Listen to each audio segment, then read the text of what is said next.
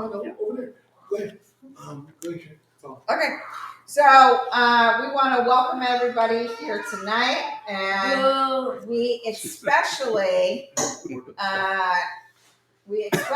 want to thank Kwame and Hy for coming tonight and sharing their amazing books. If you don't have one yet, you should definitely purchase one. Sherry. And they might even autograph one for you. So definitely grab them. They have a lot of lessons to share about their lives and what they've been through. And yeah, we're just happy to have them here in Lambertville. Oh, I'm sorry, I forgot to introduce myself. My name is Sherry Honkala, and I'm part of the Poor People's Army, which is also a part of the Poor People's Economic Human Rights Campaign. Which is also a part of the Second Rainbow Coalition. Which is also a part of the Second Rainbow Coalition.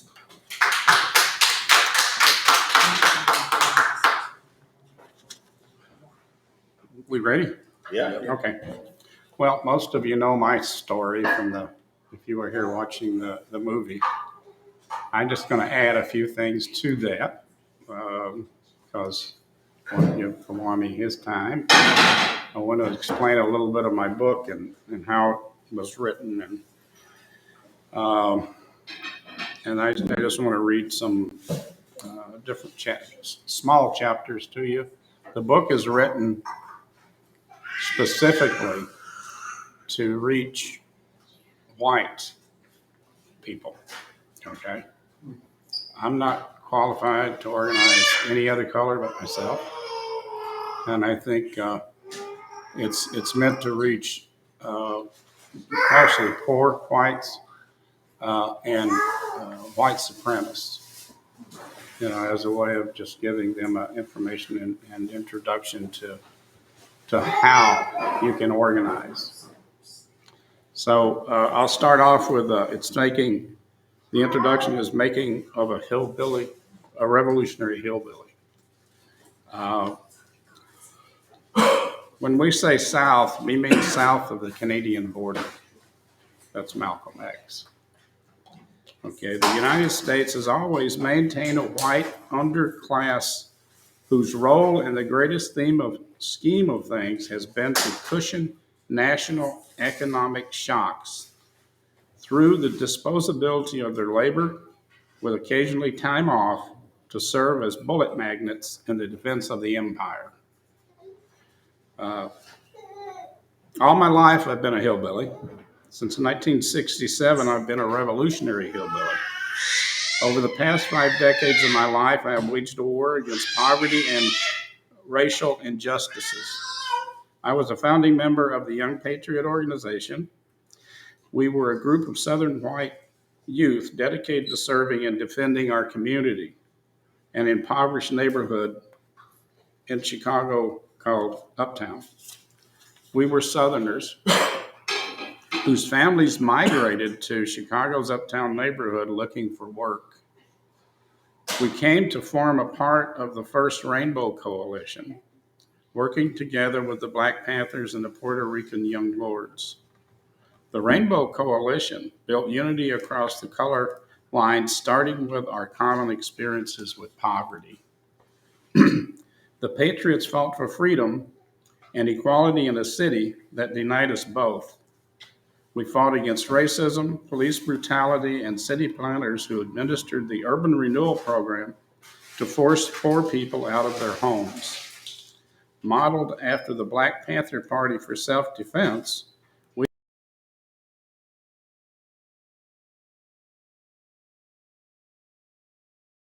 pantries and legal services. Until recently, the Patriots' history was only cited in the footnotes of books about the Students for a Democratic Society, the Black Panther Party, and the New Left.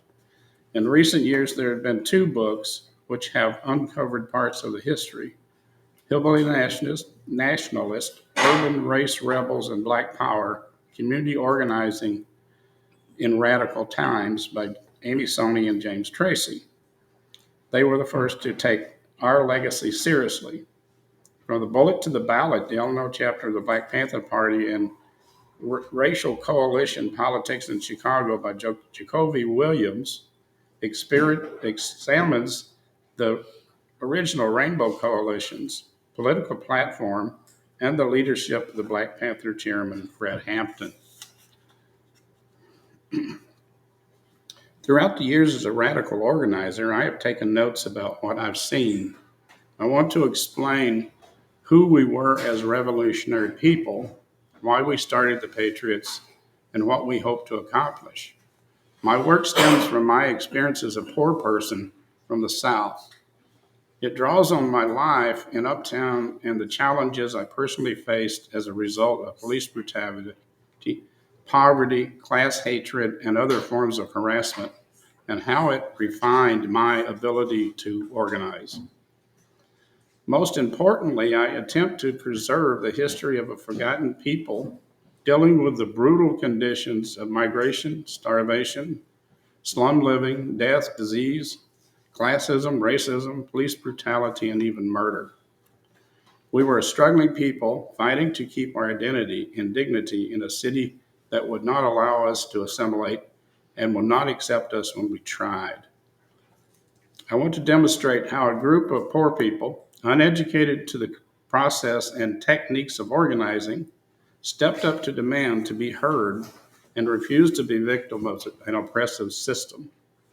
This book is my attempt to take these notes from my notebook so that they can be used to the next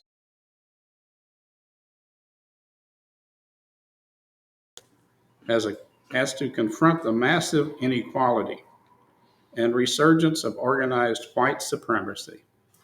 They also they have in front of them the task of facing down an environmental catastrophe.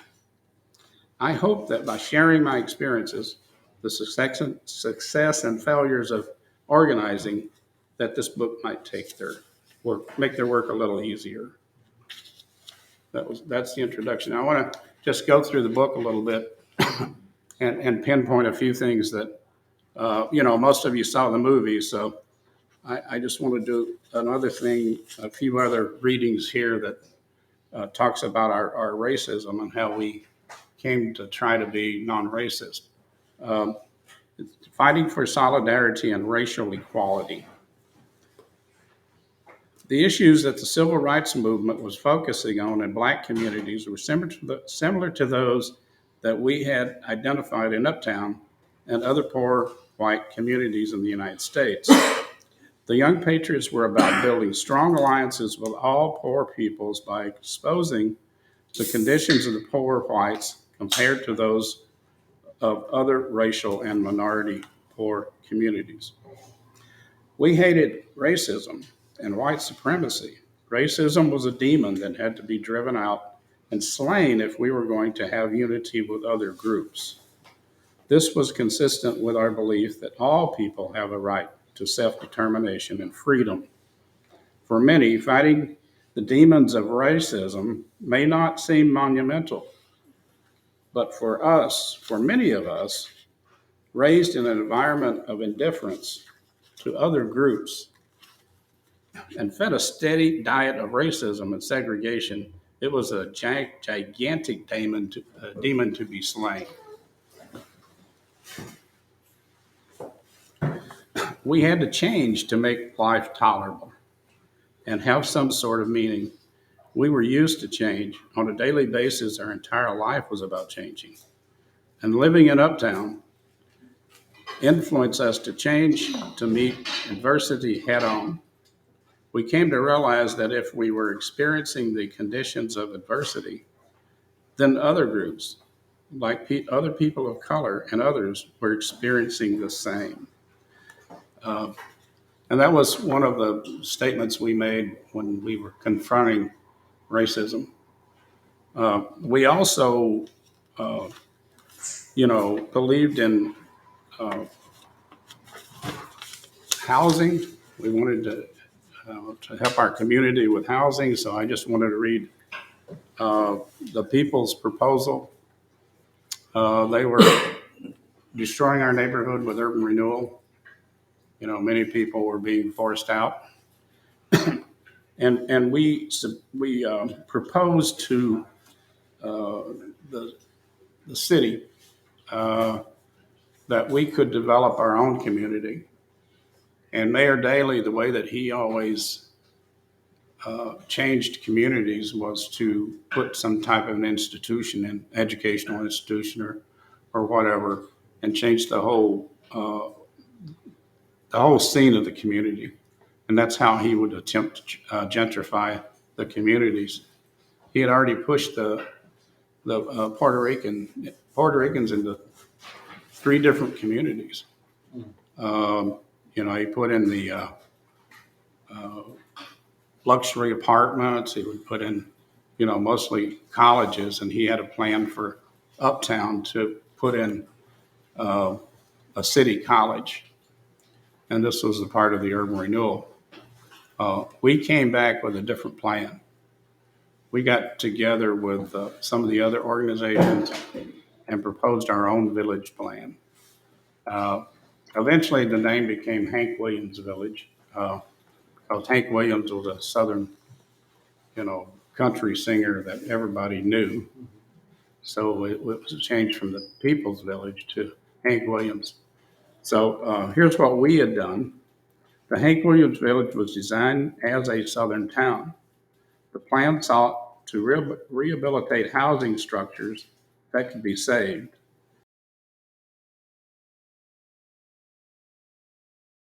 Housing in locations that destroyed. It would meet the needs of the poor and working class by offering low-income housing with a cul-de-sac plan and ample parking. The plan displayed some individuals' homes and condominiums and proposed ideas about securing loans for those who could eventually buy a permanent home.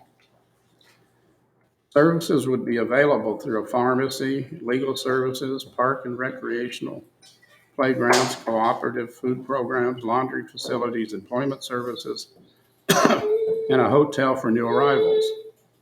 A village hall would serve as a community meeting place and administer collection of rent.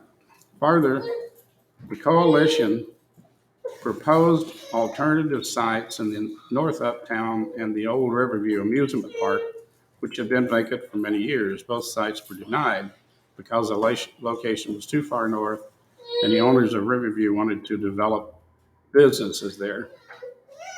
Planning for the Hank Williams Village involved residents who lived in the geographical area.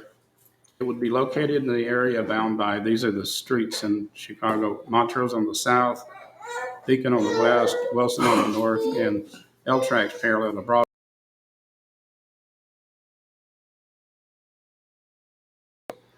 It would provide low-income housing while also being an economically integrated community. It was intended to be a cooperative community. It will provide services which would be economically and socially beneficial to all residents, and which at the same time will serve to bind people together in a feeling of mutual responsibility and mutual advantage. The original proposal of the Voice of the People organization of the Uptown Conservation Committee outlined a brief statement. As the Hank Williams Village is intended to meet the needs of citizens in neighborhood government, it is, to the best of our knowledge, the only plan for urban renewal in Uptown, which has risen spontaneously for the needs of the community residents. And as such, is the plan which can best guarantee continuing participation of residents.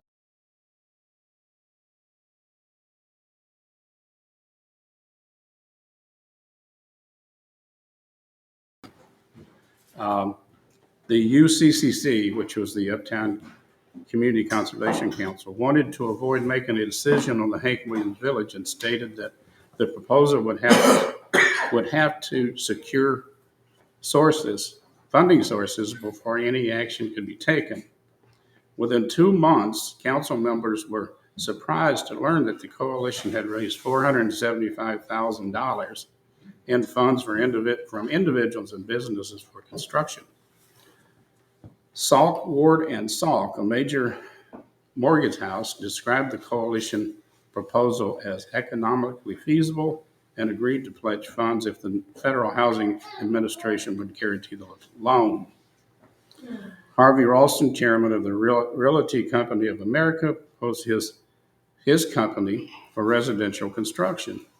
The Ravenswood Uptown Interfaith Fellowship, which was made up of 15 churches, the Young Patriots, and 9 of the 46 property owners within the proposed college area also pledged their support. For those landowners who did not want to participate in the program, funds would be raised to buy or to help remodel, upgrade their communities, their buildings, and contracts that would ensure fairness. Further, due to deceptive practices of the UCCC, Rodney Wright proposed he was an architect that had come in and volunteered and designed this village. That no decision be made until a committee of poor community residents and UCC representatives be set up to make decisions on the plan. The discussion was tabled until the next meeting. After the meeting, the chair of the UCCC, Chair Urania DeMoffley, further frustrated coalition members by her statement to a Chicago Tribune newspaper reporter. Mr. Wright's discussion of commitment has been too vague.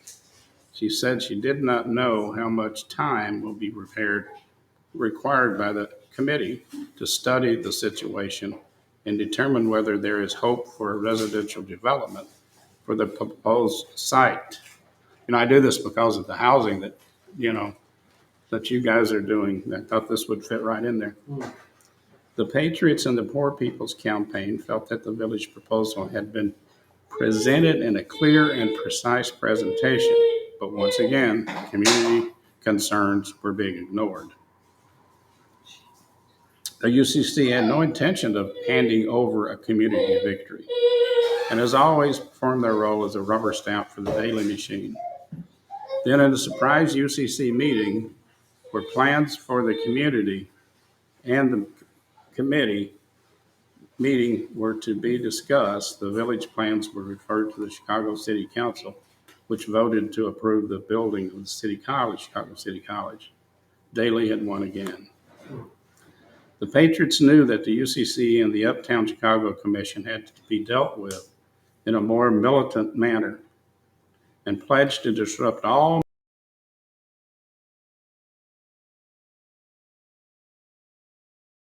the committee against the poor, took over their meetings, disrupted their plans, and halted temporarily their plans for the city college.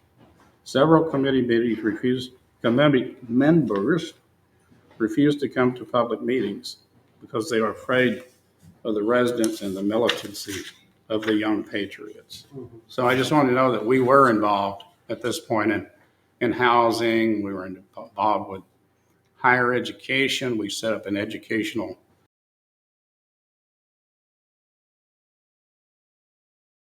street, come go to school. That's how I was reading a third grade level. But I do have a college degree now, and we did have ways of helping people. We fought police brutality. We had a march on the police station. Many other programs that I don't have time to go into, but you saw most of it on the film. So with that, I'll let Kwame take it, or you want to ask questions about this one now, or read the book. All right. I dedicated. Okay, yeah. I want to start with this dedication at the beginning of my book. I said this book is dedicated to Leon Benson and Royal Amos, who had spent over 23 years and over 15 years respectively in prison for crimes that the state of Indiana knows that they did not commit. I also dedicate this book to Alonzo Hayes, my stepfather, who passed away in 2020. I'm starting off with this dedication because, as a lot of y'all know, a friend of mine, Leon Benson, recently was released from prison after spending 25 years nearly in prison for a crime he didn't commit. Uh, that's been something a lot of people out here know I've been pushing for really since I got out. Like I got out 7 years ago. The first 2-3 months, I jumped on a radio station, gave an interview talking about Leon Benson. You know what I mean? There's a whole lot of wrongfully convicted people in prison to this day. And I made a vow to him. I said, man, when I get out, man, I'm not gonna forget about you. Like I'm gonna push your case and scream your name and fight for your exoneration while I'm out here. And I talk about his story in my book. I'm gonna read a little bit of his case to y'all. You know what I mean? It's important to me to came out here and tried to reach back and pull him out because he was the first prisoner I came across in prison that was innocent. Like I went in prison for something I did, you know what I mean? And I was mad as hell the whole time in there until I came across him. You know what I mean? I was like, man, if you can like really still wake up every day and find meaning within this suffering, he's the one that really gave this meaning aspect to this book, and I'm gonna read that part at some point. But I just want to acknowledge him, finally getting out. And not only is he just getting out after 25 years, his daughter was 2 years old. She's 27 now.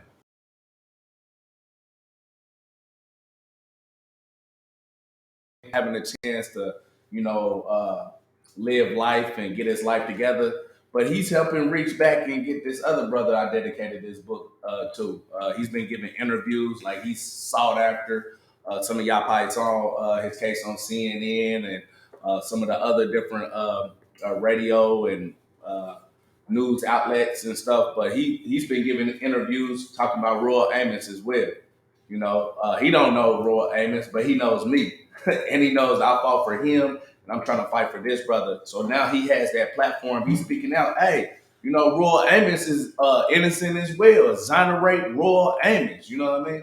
But we ain't gonna stop there. We're gonna try to free a lot of these brothers and sisters, but also some of these political prisoners and stuff. You know what I mean? This is giving us a platform to, talk about real issues like free Mumia.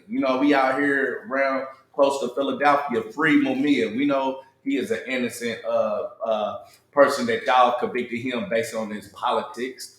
He's a political prisoner.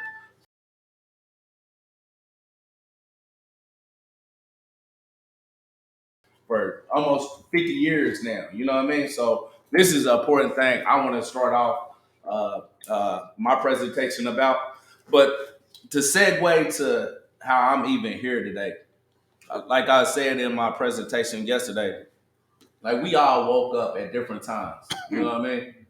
We woke at some of us in the morning, some of us in the afternoon, some of us not at all, not yet. You know what I mean?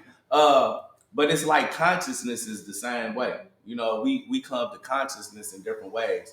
Some of it through trial and error, some of it more systematic. Like Galen and Sherry was talking about, they learned it on the fly at different times. Learned about the system or learned about the nonprofit by bumping their head, the electoral politics by bumping their head, and they able to come back and teach us. You know what I'm saying? And I came across consciousness in a unique way. It was like I'm at the bottom of my life. I went to prison for a bank robbery. Went to prison angry. They dehumanizing us, denigrating our humanity. I started fighting back against the pigs in there. You know what I mean? Beat up a couple police in there. Stabbed one before. Caught a case. Actually beat it. I'm proud of that. I know they hate that. You did, peeps, But but on them lockup units, that's where my education started. That's because I was at the bottom and I was forced to look in the mirror and be like, man, why is shit so fucked up? You know what I mean?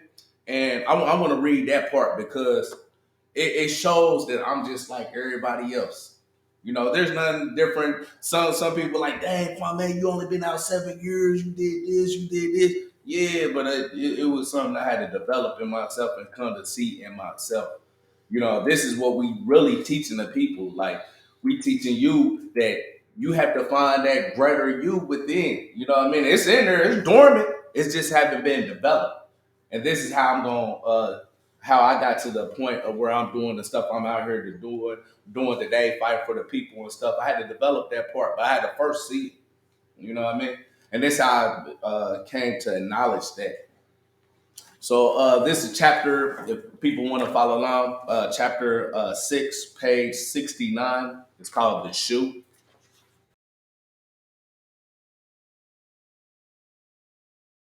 Prison within inside of prison. 23 hours a day locked in your cell. Imagine doing 18 years of your life in prison, but over 10 years of it under those conditions. What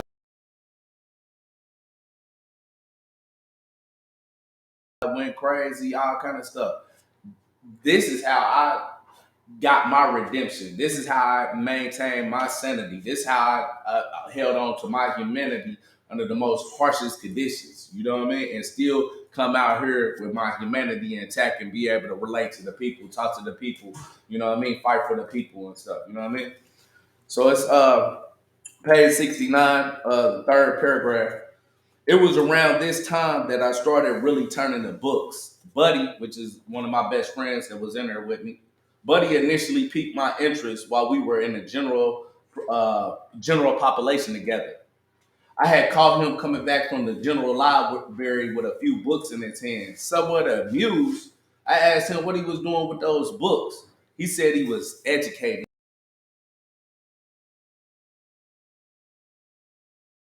Once he got to Wabash, which was the prison we was at, Wabash Valley Correctional Facility in Indiana. Once we got to Wabash, he continued his self-education by reading books in the general library. I was impressed by him teaching himself how to read and write, but I didn't understand why he felt the need to read books about Black history and Black consciousness. To me, I view that as becoming institutionalized. The way I viewed life at this juncture was that nobody could tell me anything in a book if they hadn't walked in my shoes, literally.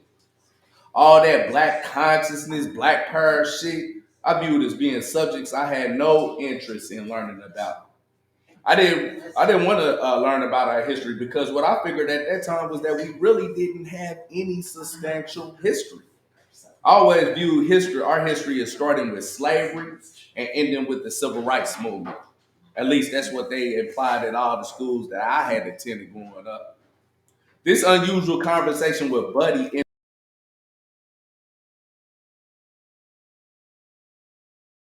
Gangster. Initially, he tried to give me a Black consciousness book, but I outright rejected that. I told him, bro, I'm not on none of that Black power, Nation of Islam shit, period. I wasn't trying to go to prison and leave drastically different than when I had arrived. I wasn't going to be converting to Islam, changing my name and wearing afros when I got out. I thought all that shit was for the birds. The only thing I was trying to do was survive prison and make it back to the streets one day. That's all. After I read Donald Goines' book, I developed a thirst for hood books. When I brought that first book back to Buddy and asked for another one, he offered me another Black consciousness book to read. Like the first, he offered one of those genre books. I told him I was good, and that wasn't my cup of tea today, tomorrow, or the next century. Instead of being too forceful, he relented and gave me another hood book. This time, he gave me Pimp by Iceberg Slim. After I read that book, I realized that pimping wasn't cool at all. In fact, Iceberg Slim made me look at pimping as one of the worstest form of modern day slavery. Today, I still feel the same. Nevertheless, when I returned that book back to him and he offered me another Black consciousness book, I relented. He told me since I liked all the other books he had given me, why not give this Black consciousness book he was offering me a chance too? I only took it because he said he wouldn't force any more on me if I did like the one he was giving me. I figured I would read this one book. One. And then afterwards, he would stop coming at me with all this black power nonsense. I looked at the cover of it, Visions for Black Men by Naeem Akbar. To my surprise, as I began to read it, I noticed that the author was actually on to something. The premise of the book was to highlight the difference between men and males. Up until this time in my life, I had dismissed the need to read books. I view education only as a passport to getting what society said I needed to get a good job and make a better life for myself.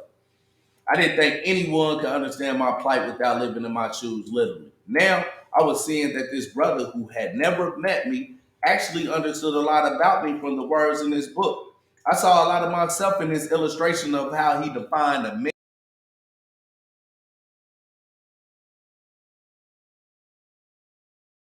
Nigga, fuck as many women as you could and have the respect of the streets and your peers. He was showing me that was what males did. They simply lived their life through the power of their testicles. Quote unquote being a man or quote unquote being a real nigga as defined by the streets placed the immature outlook over a mature world outlook that gave preference to one's responsibilities, priorities, accountability to their community above all else. It meant becoming a real grounded individual that always tried to better themselves over keeping up with the Joneses. What really stood out to me as I read that book is that a lot of the guys in prison seemed to be males, not men. It didn't matter if they were 18 or 80. Some of them still had a male mentality and not a true mentality of a well-grounded man. After reading that book, it made me start to look at books and self-education differently. Carter G. Woodson once wrote in The Miseducation of the Negroes, quote, philosophers have long conceded, however, that every man has two educators, that which is given to him and the other that which he gives himself. Of the two kinds, the latter is by far the more desirable. Indeed, all that is most worthy in man, he must work out and conquer for himself. It is that which constitute our real and best nourishment. What we are merely taught seldomly nourishes the mind like that which we teach ourselves, unquote. By the time I got to the shoe, I was eager to start my self-education. I wanted to understand why the world was so fucked up and unfair. It seemed like my life was being controlled by unseen force. I just couldn't put a circle around what that force was. I didn't want to simply blame the devil, everything on the devil. I figured that he had a hand in it, but I felt there was a tangible, mundane reason as well. I didn't really know where to start, but a friend of mine who was on 1200 range with me helped me in this endeavor. He sent me this Vita Wawa 2 Book 11 journal that had 3 speeches by Fred Hampton. Before then, I didn't know anything about Chairman Fred Hampton Sr. I hadn't even heard his name before and knew really nothing about the original Black Panther Party. I had always assumed they were the black version of the Ku Klux Klan. At least that's what a preacher on TV once referred to them as being.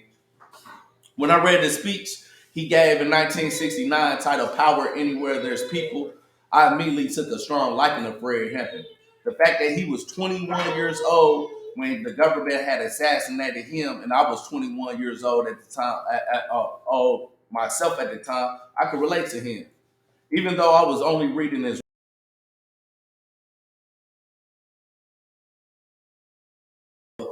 I had been on time.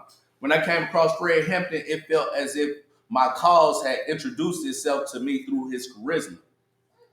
I never heard anyone speak like him, not even Malcolm X. At the end of his speech, he said, quote, we in the Black Panther Party, because of our dedication and understanding, went into the valley knowing that the people are in the valley, knowing that our plight is the same plight as the people in the valley, knowing that our enemies are on the mountaintop.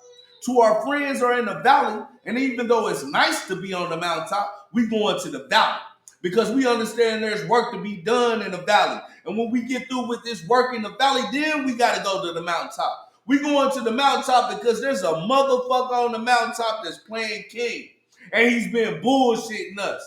We got to go to the mountaintop, not for the purpose of living his lifestyle, living like he lives. We got to go to the mountaintop to make this motherfucker understand, God damn it, that we coming from the valley. Unquote. I was impressed. I wanted to learn more about this unknown leader no one told me about. As well as the original Black Panther Party he was a part of. I learned in that Vita YY2 journal that the free breakfast programs, the original Black Panther Party had. I learned about the street organization and how a number of them had worked alongside them. Also discovered that the FBI had pitted other street organizations against the Panthers to disrupt the good work they were doing in the community. I hadn't heard any of those things in the schools that I had attended growing up. I wondered what else they were hiding from me. I was determined from that day forth to study everything I could. I started realizing there was a whole lot they didn't tell me about during my formative education in school. Or should I say, miseducation in those schools. That right there, highlights that moment that I woke up for the first time. Like I was resistant. Like a lot of us, when we become conscious, we forget where we came from and what mindset we had. You know, we think like people when we meet the younger dudes out here on the streets, younger sisters out here, like they supposed to listen to us just because we're older or because we this and we that. You know, we are leaders in the community. But a lot of them can't relate to us. You know what I'm saying? Because we not coming and meeting them where they already are. Like this is a brother that couldn't read and write that helped me wake up for the first time. He was already becoming aware that we need to read, we need to study, we need to understand our history, our culture. We need to waken up to the realities of the world we lived in. But he understood where I was at that time. So he piqued my interest in reading at first. My comprehension in reading was low.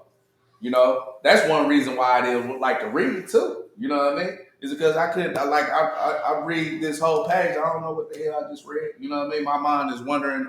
I'm just reading words, but not internalizing. You know what I mean? But then when I started my interest in reading started to take hold, and I started, even though it was not a positive source I went to initially, it just sparked in my interest. You know what I'm saying? And then once my interest was sparked, now I'm open to a lot more influences when it came to reading books and stuff. Like, think about this, Iceberg Slim, Pimp. That's not the most conscious book, but it actually taught me something by negative example. You know what I mean? I can relate to him. He was out living a street life, but in a different type of way. But it made me think, it's like, dang, man, this pimping shit, man, that's what it really is. Like, that's horrible. Like, why would somebody do that? You know what I mean? To the women and stuff. You know, you had a mother, you know what I mean? You have a sister. You know, it made me start to reflect on different things. So by the time he came back with that next book, you know, even though I was thinking like, man, I'm gonna read this one book and this motherfucker gonna stop coming at me with this dumb stuff. You know what I mean? Like that was my intention. But when I read that book and it had that aha moment and I'm looking around and I'm thinking like, this dude can't tell me nothing about my life, but I'm looking around in prison. I got 39 years in prison at the time. I know I'm gonna be here in a long time, and I'm looking around to all these older dudes. I'm like, dang, this dude been in here 20 years, and you act like some of the dudes that just came through the gates. Like, what is that? You know what I mean? What is that makes him that's 60, 70 years old act like this youngsters that coming in here at 18, 19, 20 years old and still got the same mentality he did. You know what I mean? I remember Nas wrote a song called Second Childhood. You know what I mean? And in the song, he was talking about the people who come out of prison with the same mentality that they went back in. They back on the block. They hanging out with the same people. You know what I'm saying? They riding the same cars. You know, they don't never change their mentality. You know what I mean? And that's something I can recognize. I see it right in front of me. You know what I mean? And that really piqued my interest. Like, damn, man, maybe this dude on something. You know what I mean? Like, damn, because some of these dudes really ain't men. That's not what I feel is a man, really. And then he started to tell me a different definition of what a man is. And that's somebody that's more responsible to himself, responsible to his development, responsible for to his community. You know what I mean? So now I'm open. I'm open to explore my try to find out what that circle I'm wrestling against, why I'm angry at life. You know, I want to figure that out. Why am I angry? Why is shit so unfair, fucked up? You know what I mean? Come across Fred Hampton. Fred Hampton was my first leader that made me really reflect and say, damn, man, that's what I really want to do with my life. Like that dude right there was powerful. He was 21 years old. That's a good first one to have. Yeah. and I've been modeling like everything I'm doing off of Fred Hampton ever since then. Like it surprised me when I got out of prison. I was like, dang, nobody been doing the Fred Hampton playbook. like that's like winning. Like we going. That's a winning strategy. You know what I mean? Like so when I just to segue to this, like that was the trajectory that led me to Hy Thurman, that led me to y'all. You know what I mean? When I started to really wake up for the first time, and I started to internalize what Fred was talking about. I started internalizing what Huey was talking about, George Jackson. You know what I mean? Then even expanding and learning about Marx, Lenin, Mao. Like I read a lot of Marx in there. It took me a while to understand what the hell he was talking about. You know what I mean? I was like, but he deep once I started figuring out Lenin, Mao, Che Guevara, Franz Fanon. I got tatted on my side, the wretched of the earth. I did that on purpose. I wanted to remind myself every day. He said and then on the other side I have every generation out of relative obscurity must discover its mission, fulfill it or betray it. So that was like a testament. I wake up every day and I'm like, man, you gonna fulfill it or you gonna betray it? And every day they come in here fucking you up. They messing all of us up off in here. They dehumanizing us. So it was always a reminder, like, this is what I'm supposed to be on. You know what I mean? But it started with Fred. Fred was the first one. Power anywhere there's people. We got the power. That's what he said. It seemed like they got the power over us. You know what I mean? Because they more organized. The state is more organized than us. But they don't outnumber us. I started seeing that in prison. Like how all these guards, it's only 2 guards or 3, 4 guards in this whole building. Is all of us, and y'all scared of them? You know what I mean? Nah, man. We know there's something wrong with this ratio of equation of fear. It's disproportionate that we looking at a small group of people that's keeping all of us in check, and we actually worried about how they're using their organized strength against us. We outnumber them. You know what I mean?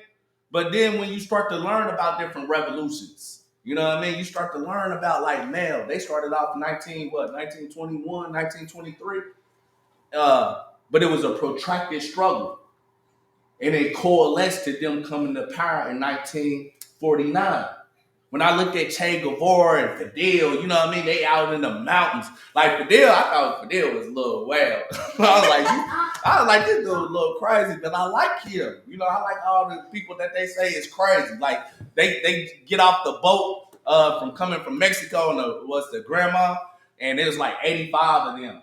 And they get blitzed by Batista and them. Knocked off almost all of their soldiers. It's only 12 of them left.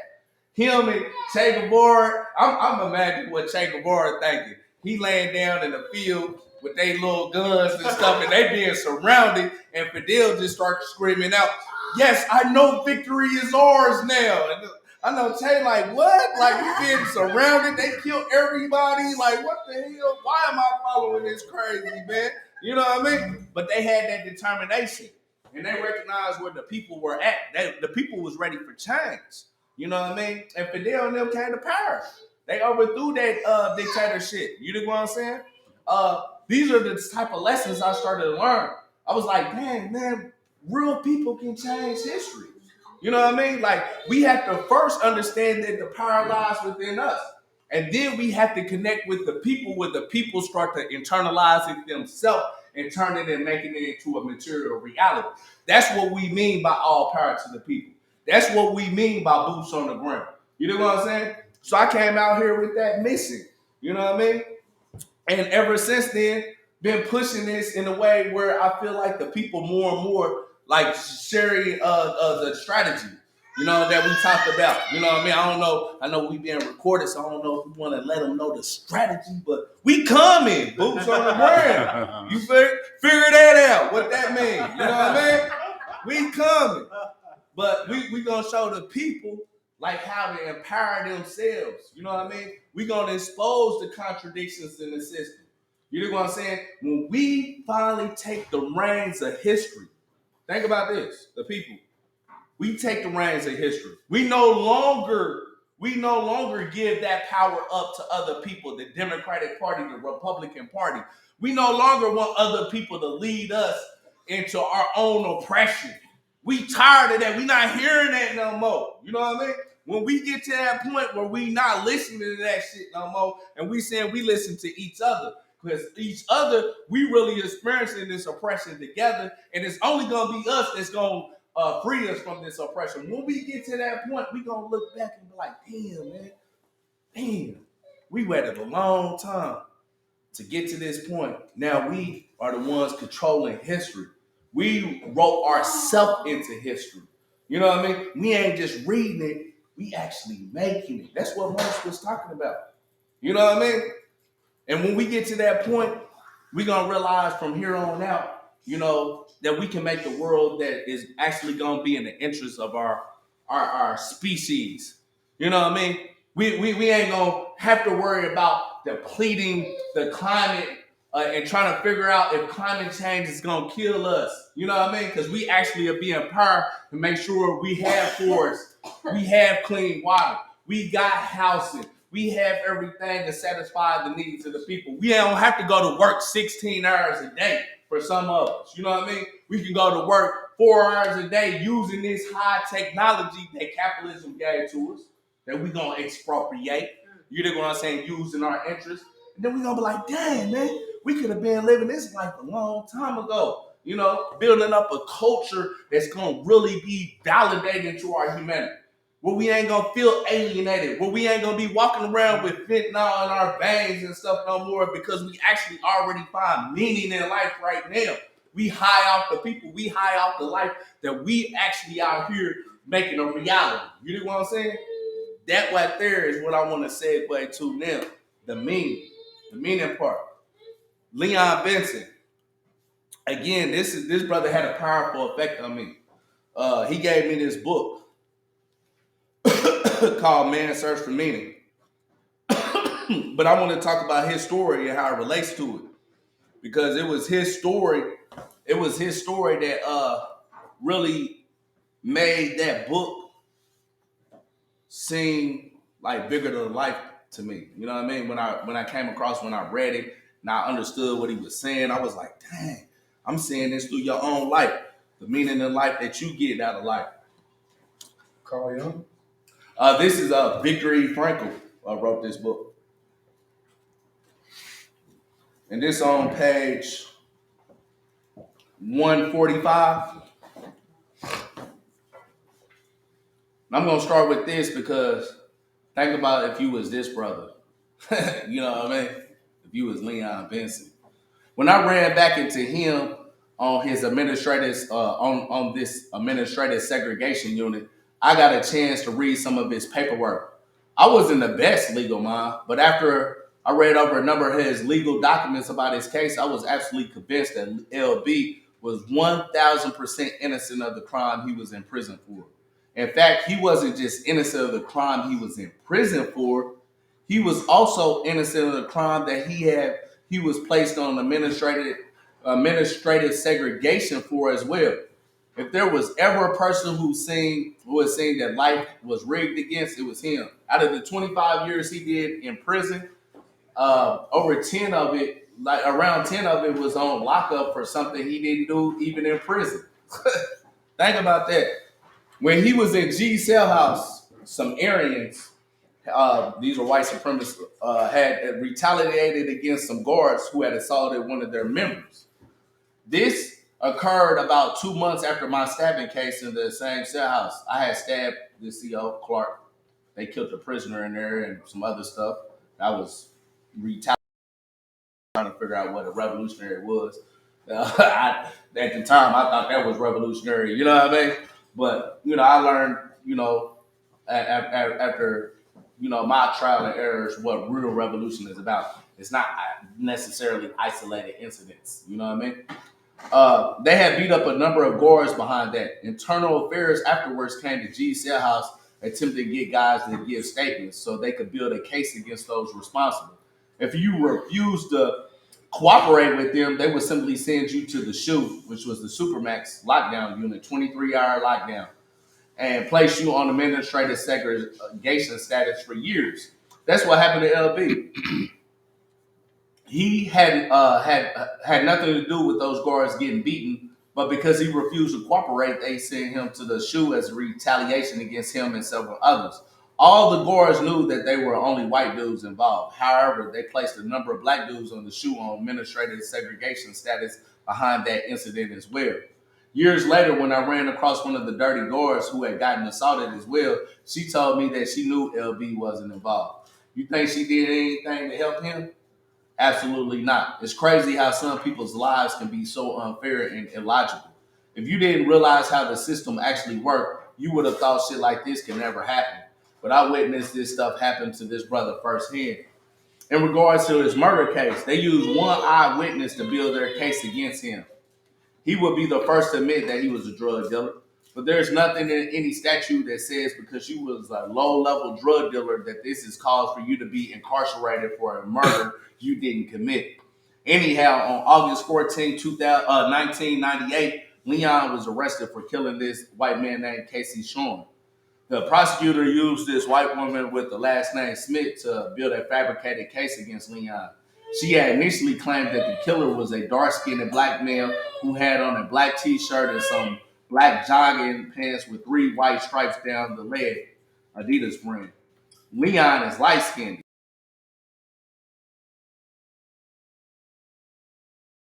Despite claiming initially he was dark-skinned.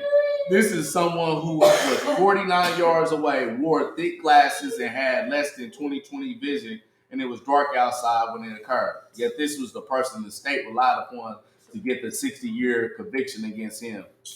There were 2 witnesses that testified that Leon was in an apartment building with them when this occurred.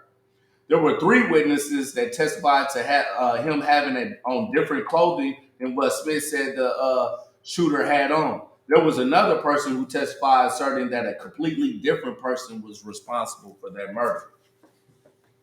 The more I read, the more I was surprised that they had found him guilty, even at the second trial. The first one he had gotten a hung jury on, so they retried him less than 2 months later. Until I met him, I would have never believed that a person whom the prosecutor knew himself wasn't the killer would be doing years in prison. Years later, people in Casey Shawn's own family started to suspect that Leon was innocent as well. Yet he still resides in one of Indiana's prisons to this day. If that isn't injustice, I don't know what is. His case is more common than a lot of people think. Leon shared a book with me by Viktor E. Frankl called Man's Search for Meaning that illustrated to me where his strong fortitude came from. Like I mentioned above, LB was one of the most intelligent people I was fortunate to meet while serving my own time. Often admired him for his strength and his perseverance, despite being in prison and even on the shoot for things he wasn't guilty of. I admired him tremendously and will forever be thankful to him for letting me read that book. It would be the lessons that I learned from that book that would help me endure and overcome the many bouts of depressions throughout the years in prison and once I was finally released.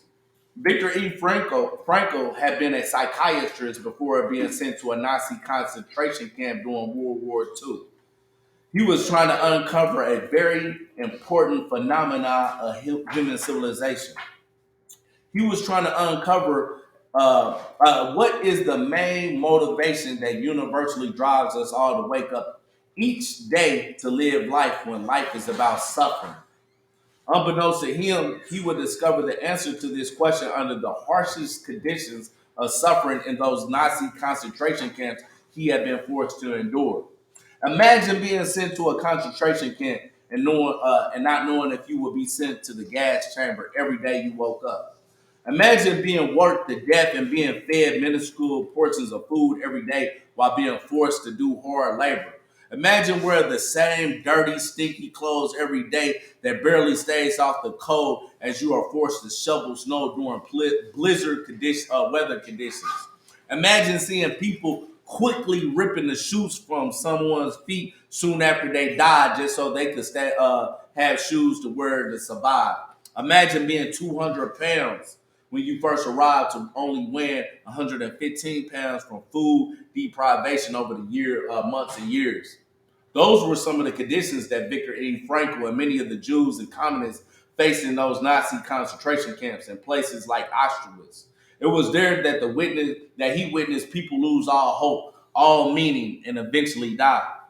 Frankl said that they would obtain cigarettes to trade with other prisoners to have a little food to eat. He said if you witness someone actually smoking a cigarette, normally they would be found in a corner somewhere dead in a few days later.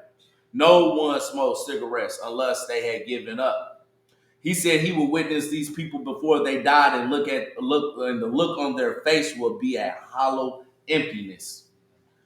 But when he started to compare these people to those on the opposite extreme, he began to get a glimpse into the psychological answer he was trying to uncover. Despite being under the harshest conditions, the people who still had the capacity to wake up and still find humor in their day or zest for life, their very disposition spoke to the ultimate thing we wake up for, knowingly or unknowingly, meaning. He realized if someone still possessed meaning, they will be all right. It was when they lost meaning and fell into what he termed an existential vacuum that they would soon afterwards perish from hopelessness and welcome death. He said we can find what he termed a will to meaning in a number of ways. He said you can find it through love. Some people in those concentration camps woke up with the will to survive simply because they wanted to reunite with their wife or husband or kids that they so deeply loved. They gave them the necessary meaning to endure the suffering without giving up. Others, he said, were driven by their belief systems. If they believed in God, it would be their faith that maintained their desire to live and survive. He didn't mention those who were atheists and simply held on to their communist desires of revolutionary change as their will to meaning. But I can imagine that there were many communists who had the same will to live and survive for that reason alone as well. I think I think one of the ways that people find meaning that stood out to me are those whom he said find it inside. Those categories of people are people who are faced by a predicament in which they can't change their fate. But looking inward and being forced to look towards self-development as a meaningful path or purpose, one can find self-fulfillment and a sense of triumph like no other. This latter meaning comes about by being forced to see the potential in oneself that wasn't readily apparent before. Viktor E. Frankl's will to meaning was writing that book, highlighting the motivation that drives us all. He said it isn't mainly power or pleasure that motivates us. There's many people who do drugs every day but lack meaning. It's a lot of people who are just existing and trying to cope in their existential vacuum. There's others who have millions of dollars but extremely unhappy while in their existential vacuum. But then you have people like Leon Benson, who had 60 years in prison for something he didn't do, but woke up every day with a lot of meaning driving him to live and survive throughout the years of suffering unjustly.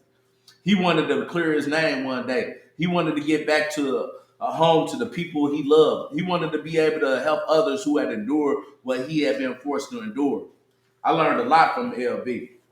He was a huge inspiration to me. If he could find a will to meaning and persevere, I sure as hell could. I wanted to get out of prison and prove to my mom and family, since they had always supported me, that I could do something positive with my life. That was very meaningful. I wanted to find a woman I could love unconditionally and show her the black love still was possible and able to endure. That was very meaningful to me. Also, like Viktor Frankl, I wanted to write a book about my own life one day that could help others see their own potential and make a transition to a revolution.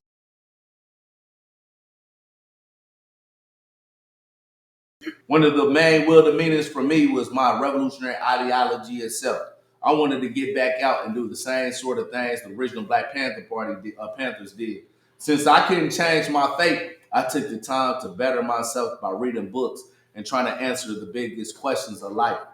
I figured if I did that, then I will be equipped to help others find their own will to meaning ultimately in this revolutionary movement.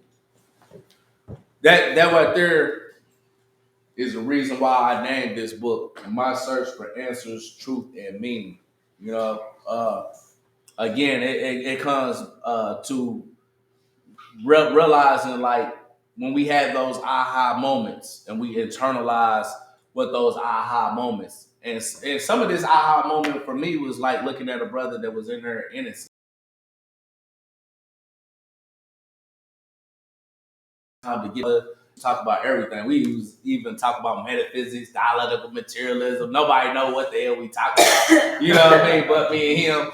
But that was meaningful, you know, just talking to his brother and him sharpening me, I'm sharpening him, you know what I mean? But knowing that he's innocent and I'm guilty for what I'm in here for.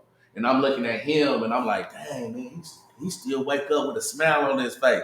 Like he got a genuine laugh. Like I knew about his daughters and stuff before I even got out and met him in real life. I was like, man, your father love you, you know what I mean? Like he wake up every day talking about y'all and what he want to do when he get out there to reunite with his family, you know, and sometimes some of his family wasn't there, you know what I mean? And it's understandable, especially with kids. Like they trying to figure out their life, and once they get in a certain age, then they start thinking about things outside of themselves, you know. But that was kind of hurtful for, you know, a father to go through, you know, don't know if his kid is going to be able to connect to him or going to reject him when he get out, but even understand that he always cared about them, that it just was unfortunate situation that happened to him, you know what I mean? But though that right there, seeing him and him still have meaning in his life, then reading about Viktor Frankl and like, dang, that dude, like he went through those Auschwitz and concentration camps, he found meaning in life. You know, we all have prisons. You know, we all have prisons. It could be poverty. It could be a child molestation. It could be rape. It could be post-traumatic stress being in wars. It could be colonialism. You dig what I'm saying? That a lot of us face out here. You dig what I'm saying? But when we find that will to meaning, like when I gravitated to revolutionary politics, you know what I mean? It helped me find that why. You know, I was angry most of my life, but now I'm putting a circle around it. Capitalism. Colonialism, neo-colonialism, you know, and it's not just abstract now. I can concretely say what those things is, you know what I mean? And I can define it. You know, I can see Barack Obama, he a neo-colonialist, and he's an imperialist, you know what I mean? You don't represent me, you might look like me, but I'm not buying that identity politics bullshit. You know what I mean? I'm gonna tell the people all the bullshit you doing out here. You know what I mean? And that you really don't represent us. You sitting here to really lull us to sleep by the Democratic Party, what y'all been doing, trying to co-opt us. You know what I mean? But my point is this: you have to find it within. You got to wake up every day. Being a revolutionary is being an existentialist too. It's waking up every day saying, "What is my will to meaning? Why am I waking up fighting for the people when this is suffering? Why am I waking up going against odds that's for a lot of people is insurmountable? You know what I'm saying? Why am I sacrificing my life to this? You know what I'm saying? When you find that why, you can wake up every day and be like, look, it's a sacrifice worth living. You know what I mean? And that's what I want to convey to y'all today. We had to find within the revolutionary movement, be able to project that will to meaning to the people too. If we don't get people to see the meaning and the sacrifice and the suffering that taking on this life will be, you know what I'm saying? They're not going to join this. You know what I'm saying? They have to find meaning in it. You know what I mean? And they have to see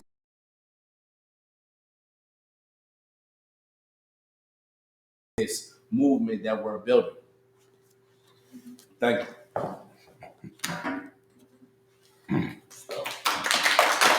Yeah. Any questions for any of us?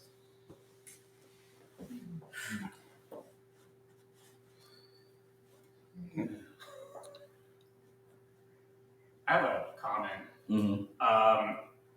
I really liked your explanation of being a male versus being a man. Mm-hmm. Just because it's something so few people understand. Like male, you were born a male. It's a biological characteristic, and it's males and females are found throughout the animal kingdom, but only humans are men, women, boys, girls, etc. Right. And it's like you had your own definition of being a man, and it's a complex definition and a deeply personal one, and it's a positive definition. Like it showed, being manhood. It doesn't have to be this like negative, oppressive thing. It can be like a real liberating thing. So I know that passage wasn't necessarily meant to be like a master class on like gender identity, but like it was a really, really good explanation of that distinction. And it was like decolonizing my mind from patriarchy too. You know what I mean? Because if you think about it, I said a lot of males live out the power of their testicle. And I kept on talking about things that this machoism, machismo type of way of thinking that comes from capitalism, imperialism, and patriarchy, where men, we gotta be able to fight, we gotta be tough, we gotta be able to have as many women and have sex.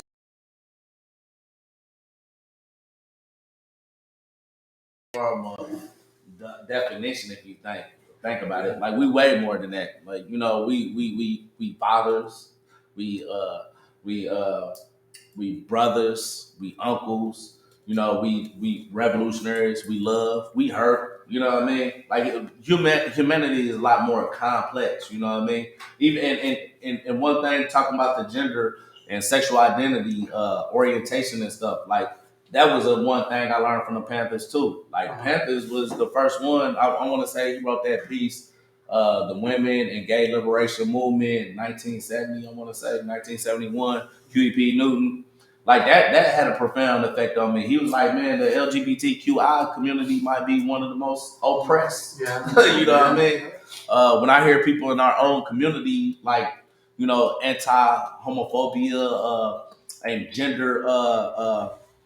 Attack gender identity of comrades and stuff. I question that. I'm like, man, look, I was a bigot once too myself. You dig what I'm saying? But I had to transform my way of thinking on different issues if I was going to take up revolutionary politics. You know what I mean? The oppression that Black people went through, we should never look down on any other demographic. We should actually be glad that people gravitate towards our forms of struggle against the system and say, look, like we honor like what the civil rights and Black liberation movement, and we take up some of these same strategies to find our own liberation. You know what I'm saying? Women liberation, gay liberation, whatever liberation that we're the people is fighting for. You know what I mean? But that what there is part of the process of like we have to redefine gender relations, social relations amongst the people. In some ways, it's been like rigid. You know what I'm saying? And it really don't reflect our real humanity. You know what I'm saying? We know, like even in the animal kingdom, we know that animals, male and female, don't necessarily attract. Like we gotta be honest with ourselves with science. You know what I mean? And this is another part of us building that political consciousness as revolutionaries to understand like what we supposed to be fighting for out here today. You know what I mean? But we have to live this within our own life. We can't just talk about it. We actually have to live that experience. You know what I mean? I had a question for in the question and answer session. Okay. Are we? Oh, yeah, that's what we have. We are. Well, I have one for each of you. Kwame, so you were so influenced by readings in prison. Have you been able to get your book inside prisons? And Oh, well. have you thought about that? Yeah. And Hy, I was interested how some of the White Panther comrades came to revolutionary politics. So, like, of the people you knew, were they revolutionaries before Chicago? Did they come to that thinking in Chicago? What was some of their like trajectory? Talking about White Panthers? Yeah. Okay. Or I'm sorry, of the Young Patriots. Oh, yeah. Sorry. No, we were not that political, but outwardly, but because of our upbringing, and what had been happening within our communities, with the oppression and all we were going through, we started becoming political. We knew what Marxism was, but we didn't put it into words. We knew what it was, and we believed in it because of, the working conditions and how we were raised. But we had our own political, and the Southern people have their own political beliefs, and be it coming from the church or politicians or whatever. They don't really know how to explain it a lot of times, and sometimes it comes out in indifference. I think that's one of the things that you can contribute to their, racism, white supremacy, classism. So a lot of times in which we were talking some last night and today about, how do you reach people? How do you reach these poor people that have no way of expressing themselves?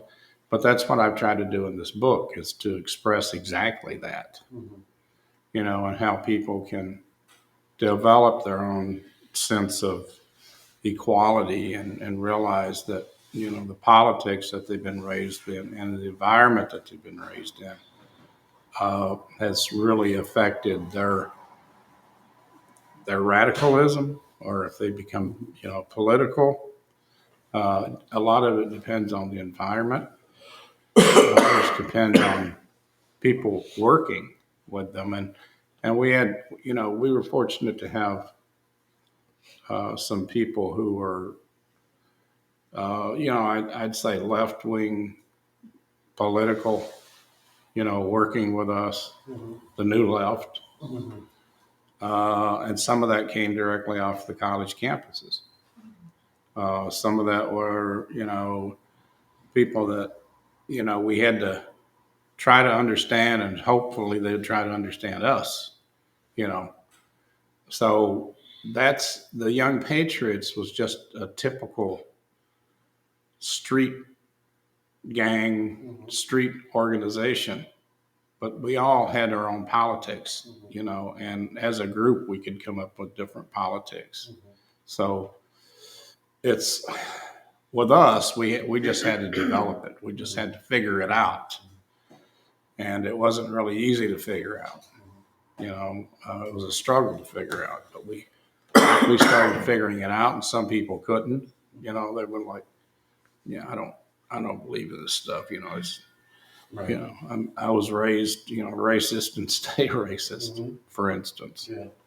So people had to question their own selves, but it took a lot of talking to other people about it too, because you can't change overnight. It's not anything that you can do when you're raised in that environment, of racism. So it's something that has to truly affect you, I think, first.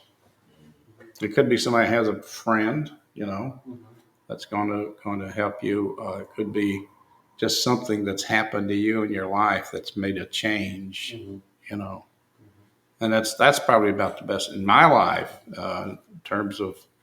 I was fortunate to have some people who were questioning at the same time, and I started questioning, and so would I be where I'm at now if I hadn't had that group of people?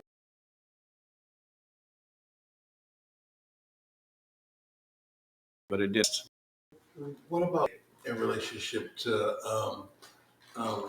like the Young Patriots today, or the White Panthers? You know what I mean? Like some of the organizing and stuff like that they're doing. What type of like community? Yeah, I mean they're rooted in right now. White Panthers. You're talking about White Panthers. I guess you can talk about that, but Yeah, that's fair. So, I mean, the main group of White Panthers is in Northwest Indiana. So they do a lot of organizing in Chicago. They made an intercommunity garden, named it after Hy. I saw that. Yeah. They have free food boxes there. They do harm reduction. I recently moved to New England, so I'm still trying to, like get my feet wet there. But I am working with Alyssa from the Young Lords, and we're trying to get our feet wet in housing issues. Primarily, we've been doing distribution events so far, but we want to, expand to do temporary shelters or, eventually more, like housing takeover type stuff.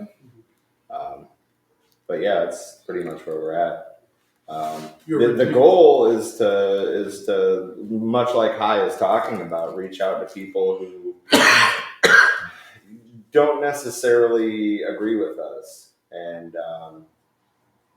like try to prevent prevent these people from being recruited by white supremacist organizations. We're trying to give an inclusive alternative. Because people feel like unheard, they're going to gravitate to the group that they feel like is willing to hear them out. You Right. know? And if it's not us, there's some really terrible alternatives. Yeah, exactly. I would say to answer your question. So my book is banned in Indiana prison.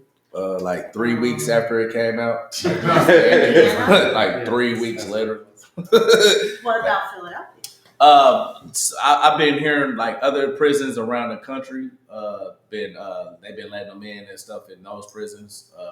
I don't know how long that's gonna last. But the reason and LB was the one, Leon Benson, who I dedicated this book, was the one that told me why they banned it. And of all things, they banned it because I work with street organizations. They said, "Oh, he works with gangs and stuff." Like when we did the first time, they told him they banned it. They told him really the real reason. They said, "Well, Kwame did that thing in 2020 July with the street organizations where I brought the leaders that was instrumental in starting these street organizations in the 60s." But the whole premise of the program was called "Taking Back Our Community." We was telling the people in the streets, like, look, y'all gotta stop killing each other. Y'all gotta stop selling dope. Y'all need to start building up your community, not destroying your community. But that's a threat to the power structure. Oh, absolutely. You know what I mean? Like they don't want to hear that type of message. You know what I mean? They talk about stopping crime and violence and all this other stuff. That's all PR. We amongst us right here, we all know that's not what they really own. We know why the drugs out here right now. We know the Freeway Rick story, Ross stories. We know the El Chapo stories. Working with the DEA, letting him ship drugs over here. That's never been.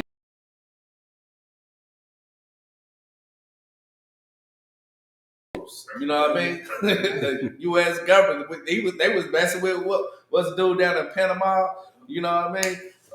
So this what they do. But I take it as an honor because in prison they start banning all the books about Black Panthers and stuff. By that time, I had read them all, almost all of them. I was on Marx and Lenin. They was letting us get Marx and Lenin in because they didn't even think it was no communists in there. But you gonna ban all the Black Panthers, even Martin Luther King. You know what I mean? I was like, okay, y'all ban that. Let me see what Lenin's talking about these.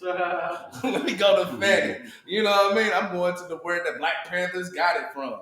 You know what I mean? So I take it as honor they put me on the list with those type of individuals. You think it's that much of a threat? You know what I mean? Cool. Yeah. Now people gonna really want to read it. For real. Any other questions? I got a question for Hy.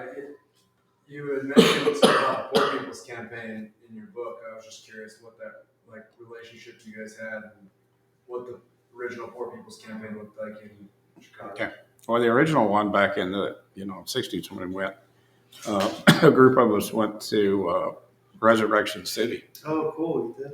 And lived out there I was there about 3 weeks. But somebody poisoned the food on the bus, and I was sick for over a week. A lot of us, some people went to the hospital, and other people had to just stay at people's apartments until they got better. Don't eat the tuna fish on road trips. Oh no! Don't eat anything on those road trips. Or the beans that Sherry got. Yeah. And it was a good relationship, but I will tell you, the leadership we weren't that really keen on. And I've said this before with Abernathy and Jesse Jackson. We had to go get a contingent of people to go to a hotel to get them out of those rooms so they'd come down there with us. They were up there and they said, well, we need a headquarters. And we said, no, we need you down there with us in the mud. And so, tell you the truth, living in Resurrection City was terrible, but it was good meeting the people there, and forming a bond. But the new one, the new Poor People's Campaign, I had been asked if I would be on a state steering committee, Alabama, for them. Really? And I wasn't sure if I wanted to do that. And then I started thinking, what other groups are you working on? And one of them I said, do you work with Poor People's Army? And there was silence. I was like, I didn't know, a lot of this until today. But then I did go down and I did speak at one of their programs in Birmingham. And I think it was, who's the person's name? Well, I better not be mentioning any names. One of the leaders there had invited me down. But then after that, when I had inquired about, your organization, and I haven't heard anything from them since then. And I didn't know why. I didn't know why. And I got in touch with someone and said, what is this? And I didn't hear from these people anymore. And they didn't really tell me, but today kind of explained, why. Because they knew that I was getting involved with a really revolutionary group. Yeah. Yeah. They're not revolutionary. They pigs. Yeah. They do the work of the cops. Yeah. Yeah. Constantly. And like where you go on Wednesday is like, one of their main headquarters. Mm-hmm. Where they did some real devastating stuff to the community and the people that were out there trying to figure out how to house the homeless versus to get them swept away. And they did I helped them sweep them away for whatever kind of bargain they got for the building. Yeah, I just didn't trust this, the new Poor People's Campaign. I think one of the problems they have is, and I think it's happening all over the board or all over the country, let me know if you agree with this, but back in the 60s, you couldn't get any credit at all. I mean, if you were poor, you couldn't get any credit. If you did, you'd be totally ripped off, with the high fees. And then I think they got smart and said, well, let's give poor people credit. And all of a sudden people are getting credit, they get credit cards, whatever. And I think over the years, and their intention was to camouflage the word poor. Okay. And like one of the problems I know that the Poor People's Campaign is having is in talking to people, some people don't want to be referred to as being poor. Yeah. And we talked about this. We talked about this a lot. They got I got the big screen TV. I got the phone. I got the laptop. I got the same thing as Joe over here, who's an executive's guy. The only difference is Joe's not in debt and you are. I'm paying higher interest rates Yeah. than Joe does make it insurance probably. Yeah, and working 2 jobs. you have a hard time convincing people that, hell, you're poor, you know? So I think that's one of the big problems that we're having. You know, I have too in my organizations and talking to people. And I go, people are homeless and they just like, I'm not poor. I'm getting a job tomorrow, or I'll get a job, you know. Mhm. Well, you are, you know, and that's part of the problem around the country now. Yeah, and you know, a lot of the ways because we struggle, you know what I mean, even to put that in our name, you know what I mean. When we had our meeting back in Temple, like '98 back then, and you know, we had to explain to people exactly where we was coming from when we was talking about poor. We wasn't talking about poor as in your income. Yeah. You know what I mean? We was talking about like being able to have, you know, control of means of production. You know what I mean? You being able to be like, oh, I can control, you know what I mean, my destiny, my life, you know what I mean, you know, financially versus to like whether you make $250,000 a year or you making like less than $6,000 in cash, like all that can be snatched away from you. You know, and then where are you at now? And so just over the recent years, like last over 25 years, like we all been talking about this new class and stuff like that of people being poor, but people have literally been adjusting to a lower standard of living. You know what I mean? So they feel as though like I'm gonna snap back. I'm gonna get back. I'm gonna get back. Everybody's trying to get back, and like it seems like the finish line is getting further and further away. Yeah, it is. You know?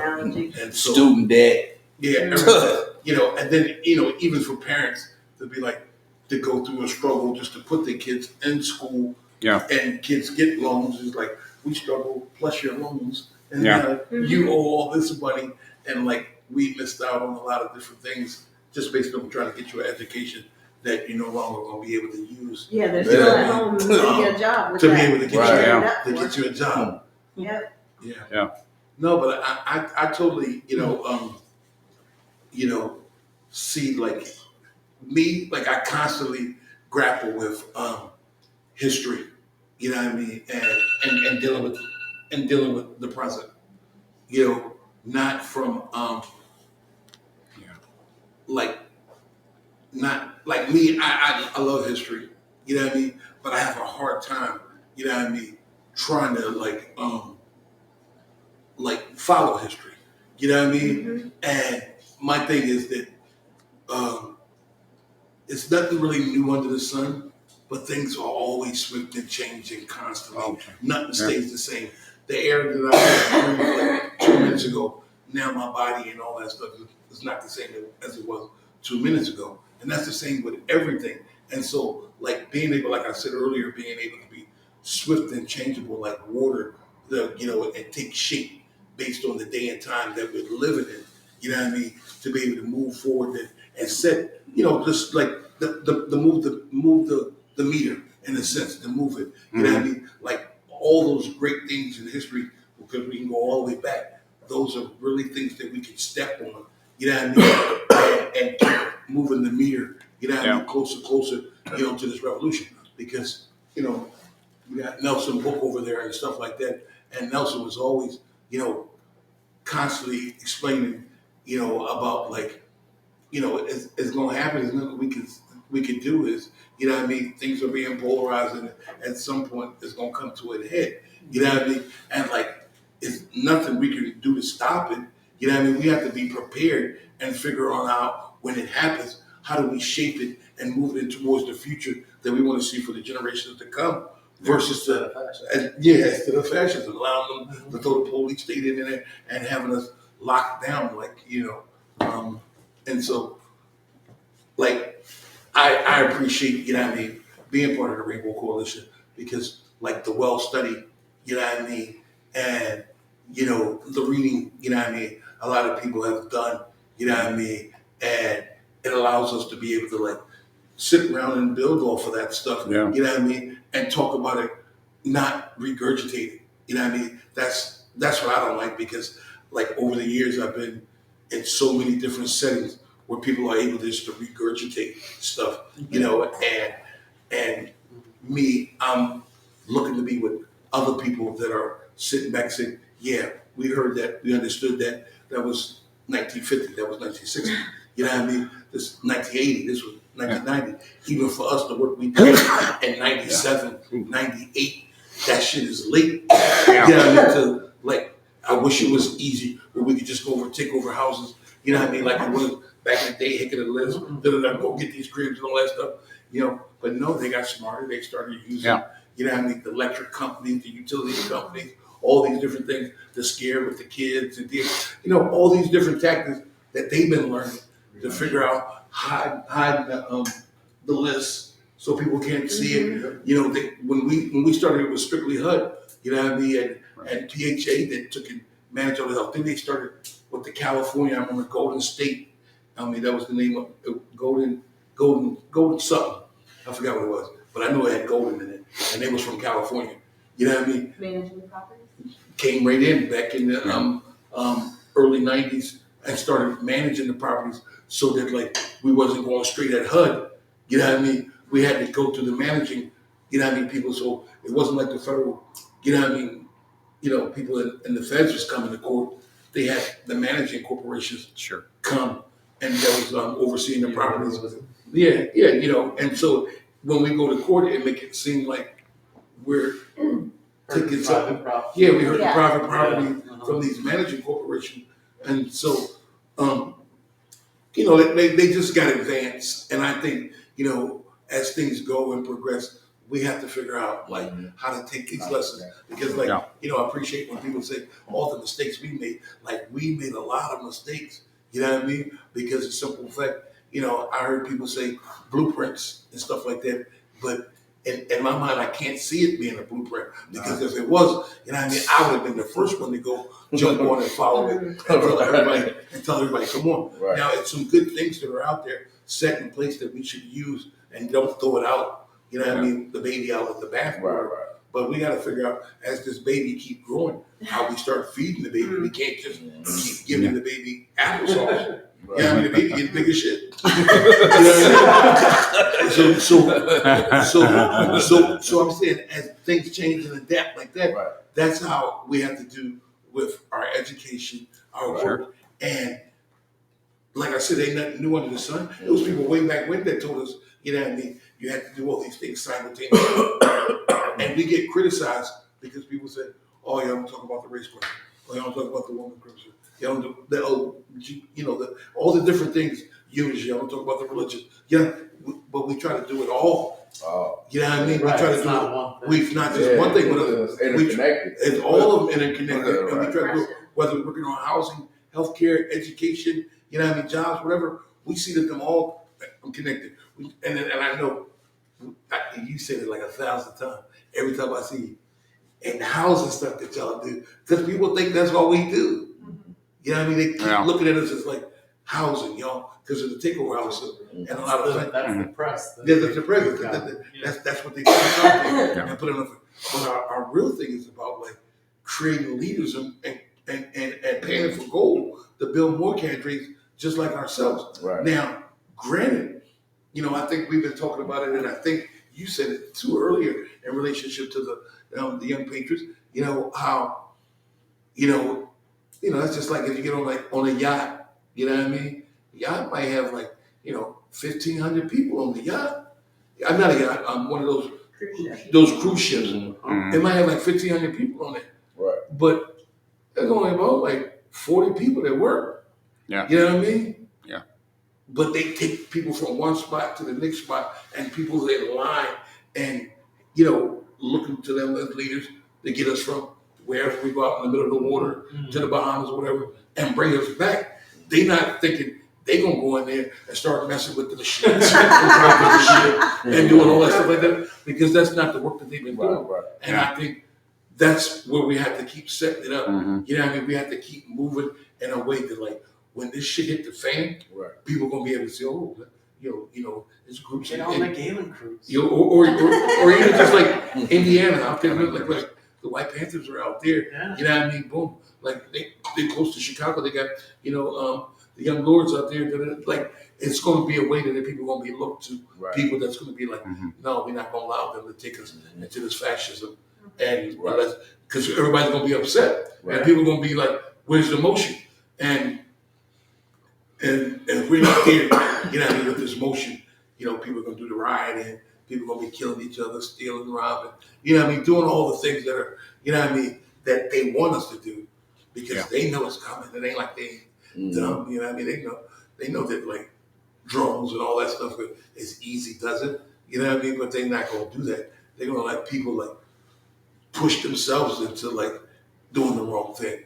Yeah. And so that's why you know, all this is like great in line, you know, like even like your book, like the books y'all wrote, like they mad inspiring, you know. You know, that's you know, I haven't been to sleep in like whew, I don't even want to count the hours. But like You kept him awake. but I knew I wanted to stay up and make sure because like I'm kind of like Kwame, like yo, I read based on what I got to, you know what I mean? And I read all those Donald Goins books you said. I've been to Pennsylvania too, bro. Yeah. You know what I mean? I read every Malcolm X book. I read like The Art of War, all that stuff. Like boom, you ain't got enough of time. You can be a savage in there, or you can feed your mind. Right. And some people be savages, and some people feed their mind. Yeah. And so I think like out here, even though they say we free, but this is like a bigger prison Man, that real we gotta time. figure out. Yeah. We gotta figure out how we're gonna feed our mind Right, or be right. savages. Yeah. And so I knew I think I heard Nick coming again. I hate it. Still, but I was like stand-up stuff, man. You know what I mean? You know, and like it's something we really got to keep constantly. You know what I mean? You know, getting to other people, and the book, like, sure, I was like, yeah, I'm gonna have to have like 3-4 more. You know what I mean? Yeah. Like, you know, every other year. You know what I mean? I don't give a fuck. Like, you just gotta keep doing it. You know what I mean? Because these books are tools where academia gives you credibility. You know what I mean? Because you wrote the book. Yeah. You know what I mean? Like, you could be telling nothing but lies in that motherfucker. But, you know, Yeah. you got that joint published and You shit got like something that. It's in the published. book. You know, people will get your platform to put it out there. And I think we got to take advantage of that. Yeah. You know what I mean? Yeah. To make coalition in this movement. Yeah, and I think everybody should try to write a book of some kind, and it's fairly easy. You know, I mean, my book, for instance, is so simple. You know, I mean, short chapters, some of them are like 2 pages. You know, I mean, write down your life or write down about something, and then they're going to say, "Hey, come and talk to this place, and come and talk to this place," and you know, like you're saying, it's not necessarily what's in the book. It's because you friggin' published something, you know. Yeah. You know, but you can use that system. And our reasoning for this is not necessarily the books. It's unifying, Yeah. going out and talking to groups and unifying people. Yeah. Absolutely.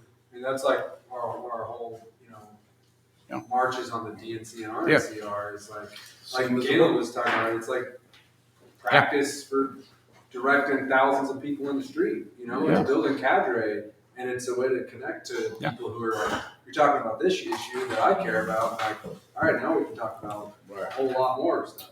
Yeah. Yeah, and just a real quick thing about that is I taught a class in organizing, and one of them, and the whole thing about the class is, are you in the right organizing spot? Yeah.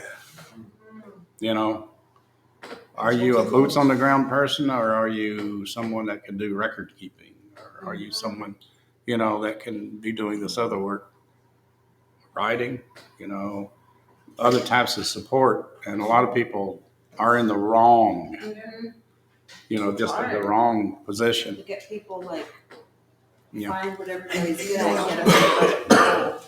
and you know, I was gonna say, it just popped in, like the young lords and stuff like that. You know what I mean? Just kind of organizing around what basically a lot what they have in common. You know what I mean? And most of it will be like, you know, we all Puerto Ricans. You know what I mean? We live in certain areas. We like. It's some stuff that we do, and you know, people say boots on the ground. We call it our ground game. Mhm. You know what I mean? That it's some stuff that we can share and pass on. You know what I mean? That groups like the Young Lords that are already like on the ground on one level. You know what I mean? That can open up mad doors. You know what I mean? And that's the same way we Sherry mentioned about the study group on Monday.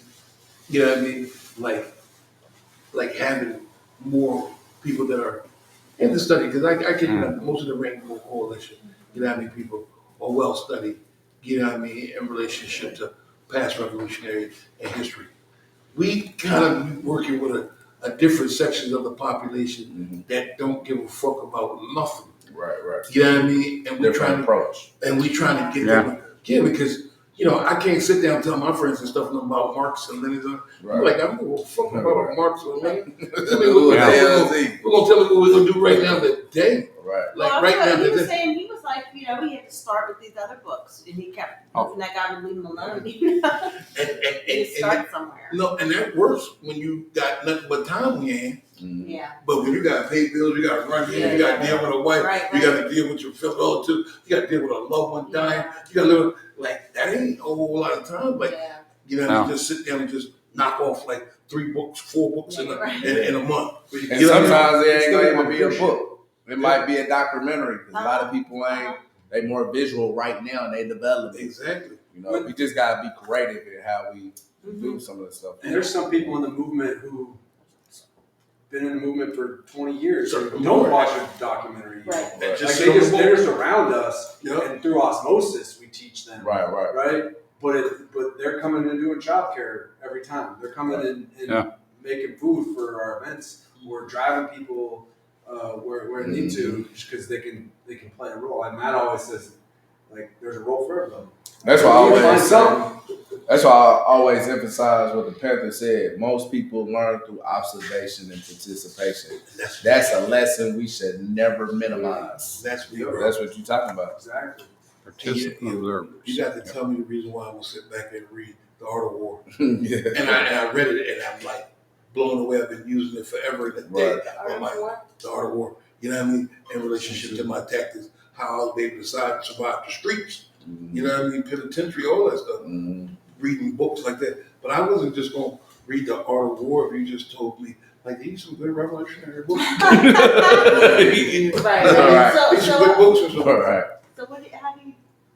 What made you pick it up? What made me pick it up? Yeah. I don't know. I pick it up because I do things for trying to be the brightest motherfucker in the room.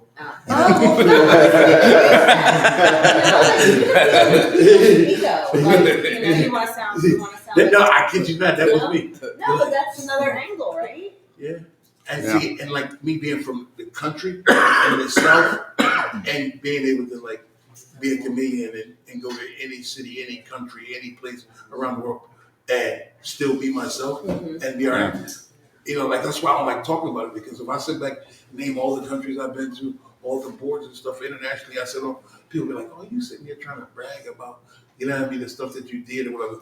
That's why I like the book aspect, because you can write it in the book, or get somebody else to write it, and it ain't gonna be like you just trying to boast and brag. You're really trying to teach the lesson. You're really trying to teach these lessons. And so. All right, next up, Gail's book. Yeah. No, my book, I don't want to book. Called The Life of Gil. Yeah, or Jaja. Yeah, no, because like I'm just jaded on a lot of shit. I already know that like the best things that they're gonna say about me is after I'm gone. You know what I mean? It ain't gonna be while I'm alive. And that's the same with Kwame in that book. You know what I mean? That book will be everywhere on the shelf when he's no longer here. You know what I mean? Because they're gonna figure out how to co-opt it and use it to spin people that are going towards revolution. How do we co-opt them and bring them back into the system, into the Democratic Party? And I'm not knocking it. I just know that's how they've done over the years. Like they did with everybody. From Malcolm and Martin, come on, man. Martin did a lot of stuff, but we don't know nothing about what Martin did. You don't learn in history like that. You know, you got to be on your chasing history, looking at the documentary, trying to read every book.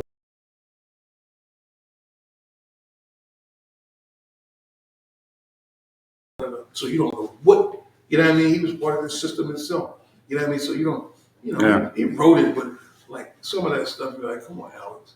You know what I mean? He's not a friend to the room.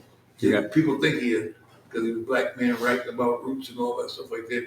You know what I mean? Like you just fed right into, you know what I mean, the different stereotypes and like leading people on a path to be thinking like that's where we started from.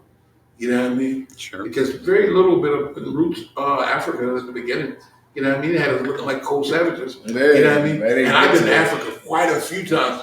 And I'm gonna tell you, coming from the airport, you know what I mean, to them cities, yeah, some townships, there's some shanty towns and all that stuff. But when you get to the city,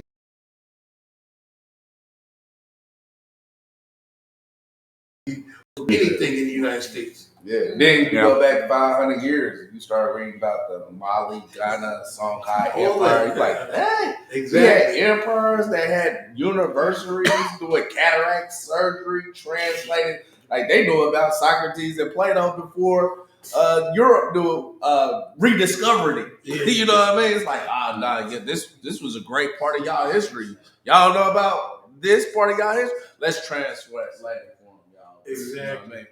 So yeah, we have to. That's why I brought up, and I know we about to wrap this up, but that's why I brought up like what a lot of black people think, like and everybody in this country. Like we thought that our history started with slavery and ended with the civil rights movement.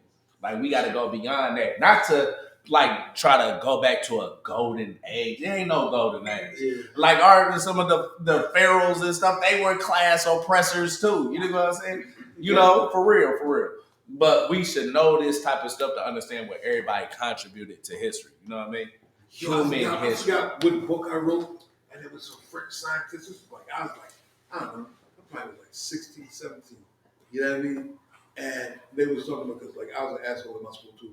So like these French scientists was talking about the bones and stuff that they discovered, you know what I mean, of, 2 million years old, you know what I mean, black woman, da, da, da, you know what I mean? And I was like, we're finding bones and shit like that, and nobody in the class would even believe, or like I'm sitting in class in the country in Virginia, they're like, 3/5 of a man, you know what I mean? And like my whole class school was all white, you know what I mean? So when I smacked one, I had to smack like 9. You know what I mean? With me to do that stuff, you're like, when you're growing up around a bunch of whites and that's what they keep feeding you, Sure. like either you could use it to like beat yourself down and demoralize yourself and feed into it, or you can do like I did, was like, I'm way better than y'all in any and everything. And whether it was sports, football, getting grades in school and all that shit, I just tried to make sure I win. You know what I mean? And that's still how I am today. I come from a nationalist background too. You know what I mean? Like some of my best friends were white, and I didn't like white people. You know what I mean? Because of all the shit that I learned. Everywhere I looked at in history, it was like, damn, they being devils. Everywhere throughout history, you could just look at the devilish shit, you know what I mean, that was being done. And then after just understanding like what's going to really change and what's going to win, and how, damn near 90% of the whites was being used too. You know what I mean? And relationship to just learning and studying about like the whole end of the slavery. That was like my thing. And the bus tour, understanding that slavery wasn't good old Lincoln and the Emancipation Proclamation. Shit was a facade. Right. You know what I mean? That was like a great eye opener, you know what I mean, for me, as well as Welch, West Virginia, where like 90% of the people was on welfare, and it was about like 15 blacks in the town. You know what I mean? And I was like, oh. That's where you grew up. Well, No. I didn't grow up. That was on our bus tour when we was documenting economic human rights violations. You know what I mean? That's when I knew it was much bigger. You know what I mean? Than like a white and black thing. Right. You know what I mean? And that was like, Yeah. and that took a lot because it's hard, especially like I said, I grew up down south. Mm-hmm. You know what I mean? All white community, and like racism was like a thing. Easy does it. But like I said, all my best friends were white because they were white. You know what I mean? And the people that I met and I knew, they didn't, parents was one way, but they was totally different. And their parents allowed me to be around. You know what I mean? So the parents were moving. So like come 80s, it was a little different. You know what I mean? In my community where it was just all predominantly separated. You know what I mean? Yeah. I think this was a real good discussion. Good to come out here to hang out with the Poor People's Army, the Green Party of New Jersey, Conrad here, New African Black Panther Party. Uh, One thing I hope come out of this, and I think it will, after we talked about the strategy, you know what I mean? Nah, I ain't gonna tell y'all the strategy.